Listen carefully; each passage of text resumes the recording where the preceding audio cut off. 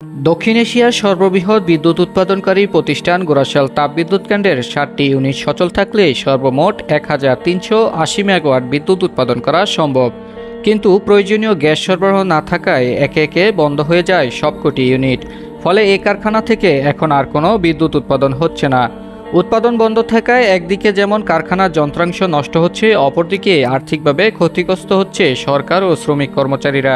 জানা যায় ১৯৬৭ সালে ৫৫ মেগাওয়াট ক্ষমতা সম্পন্ন একটি এবং ১৯৭৪ সালে আরও একটি ৫৫ মেগাওয়াট ক্ষমতা সম্পন্ন ইউনিট স্থাপনের মাধ্যমে যাত্রা শুরু করে গোরাশাল তাপবিদ্যুৎ কেন্দ্র।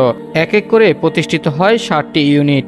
যান্ত্রিক ত্রুটি আর অগ্নিকাণ্ডে ক্ষতিগ্রস্ত হওয়ায় ১, ২ এবং ৬ নম্বর ইউনিটগুলো বিগত সরকারের সময়ে স্থায়ীভাবে বন্ধ ঘোষণা করা হয়। গ্যাস সরবরাহ না থাকায় এবছরের ১৪ জুন থেকে ৪, ৫ এবং ৭ নম্বর ইউনিটগুলোর উৎপাদন বন্ধ হয়ে যায়। আমাদের গ্যাস লাইনটা দিয়ে আমরা ৭টা ইউনিট চলতো আগে, কিন্তু বর্তমানে গ্যাসের অভাবে আমরা বিদ্যুৎ কেন্দ্রগুলো চালাতে পারতেছি না। এই ঐতিহ্যবাহী বিদ্যুৎ কেন্দ্রটা এই অঞ্চলের, এই শিল্পাঞ্চলের ঐতিহ্য রক্ষা করতেছিল। এই সামান্য বিদ্যুৎ গ্যাস দেয়, এই গ্যাস দিয়ে আমরা আমাদের বিদ্যুৎ কেন্দ্র চালাইতে সক্ষম হচ্ছি না। তার মধ্যে ৪ নম্বর ইউনিটটাও আমাদের অলরেডি ওকে আছে, যেটা যে কোনো সময় গ্যাস পেলে ৪ নম্বর, ৫ নম্বর, ৭ নম্বর এই ৩টা ইউনিট মোটামুটি রেডি আছে। আপনার যদি গ্যাস পাই, যদি আমাদের হাই অথরিটি গ্যাস দেয়, তাহলে আমরা যে কোনো সময় আমরা চালু করতে পারি। এদিকে শ্রমিক নেতাদের দাবি, বিগত সরকারের সময়ে অধিকাংশ ইউনিটগুলো বন্ধ করে দিয়ে কেজি দরে বিক্রি করে দেওয়া হয়েছে, যার ফলে এর খেসারত এখন দিতে হচ্ছে।